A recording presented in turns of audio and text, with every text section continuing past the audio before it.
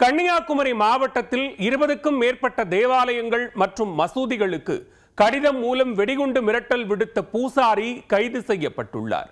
எதிர்த்தரப்பினரை பழிவாங்க நினைத்த போலியாக வெடிகுண்டு மிரட்டல் கடிதங்களை அனுப்பியவர் சிக்கியது எப்படி?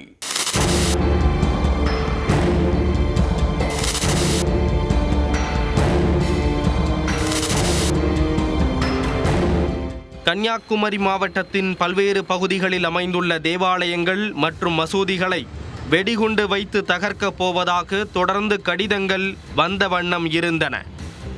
இது குறித்து பல்வேறு புகார்கள் வந்த நிலையில் போலீசார் வழக்கு பதிவு செய்து விசாரணையை தீவிரப்படுத்தினர். போலீசாரின் முதற்கட்ட விசாரணையில் திடுக்கிடும் தகவல்கள் தெரிய வந்தன.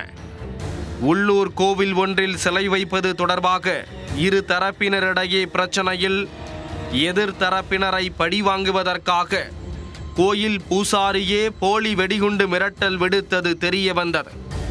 தென் தாமரைக்குளம் பகுதியைச் சேர்ந்தவர் 34 வயதான கதிரேஷ்.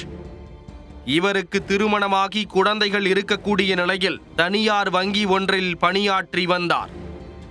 மேலும் அதே பகுதியில் உள்ள கோவில் ஒன்றில் பூசாரியாகவும் இருந்து வந்தார். அந்த கோயிலில் சிலை வைப்பது தொடர்பாக இரு தரப்பினரிடையே பிரச்சனை எழுந்துள்ளது. இந்த பிரச்சனையில் எதிர்த்தரப்பினரை பழிவாங்க எண்ணிய பூசாரி கதிரேஷ் அவர்கள் எழுதியது போல் வெடிகுண்டு மிரட்டல் கடிதங்களை எழுதி தேவாலயங்கள் மற்றும் பள்ளிவாசல்களுக்கு அனுப்பி வைத்துள்ளார். இச்சம்பவம் பரபரப்பான நிலையில் தனிப்படை போலீசார் விசாரணையில் கதிரேஷ் சிக்கிக் கொண்டார்.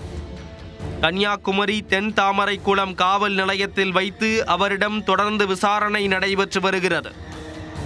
எதிர்த்தரப்பினரை பழிவாங்க நினைத்து கோயில் பூசாரி போலியாக வெடிகுண்டு மிரட்டல் கடிதங்களை அனுப்பி பீதியை கிளப்பிய சம்பவம் அப்பகுதியில் பெரும் பரபரப்பை ஏற்படுத்தியுள்ளது.